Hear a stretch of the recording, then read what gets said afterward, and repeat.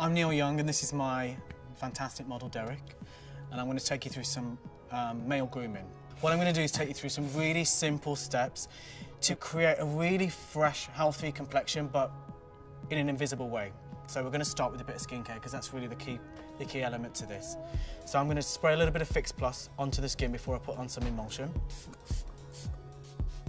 This is Prep and Prime Moisture Infusion. It's an amazing product. It's a really lightweight product, and I actually use it on men because it kind of is a moisturiser. You don't need to put anything too heavy on a man's skin because it has a lot of oil, but what you need to do is put water in it. So this is going to put a lot of water in. So you just pump it into the hand, you just rub it into your fingers and get a bit of heat into it, and that will sort of activate the ingredients in there, and it will really put a lot of water into the skin and pump out the skin a little bit. One of my favourite rescue products, and this is my go-to product for guys because it's an amazing texture. It's called Prep and Prime BB Cream. And it's really important when you're looking as a man at your own skin, especially deeper skin tones like Derek's, is that if you see different tones in the skin, it's important that you use different colours to respect those different tones.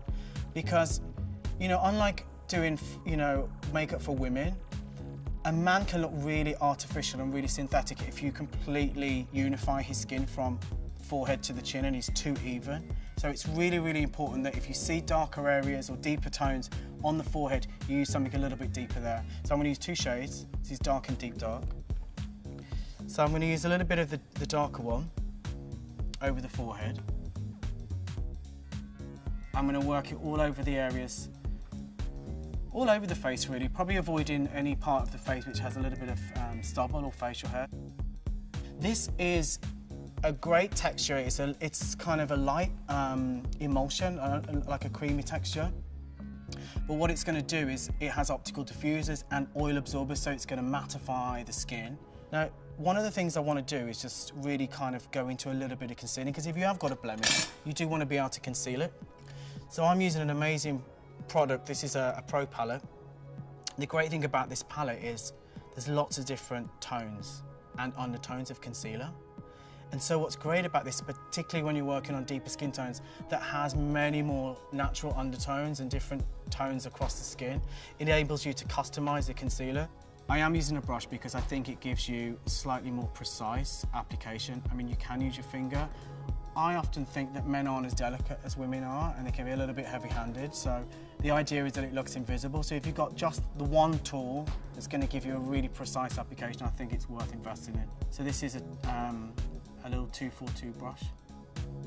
Now, when you're looking at men's eyes, the tone around the eye, it's really important that you don't conceal an eye area in the same way that you would a woman's eye. Most women want to brighten and lighten around the eye, but that obviously can look really synthetic and artificial looking and very makeup-y on a guy. So it's really important that you leave that natural skin tone under the lashes. So when I'm going to use a bit of concealer, I'm taking a couple of these shades.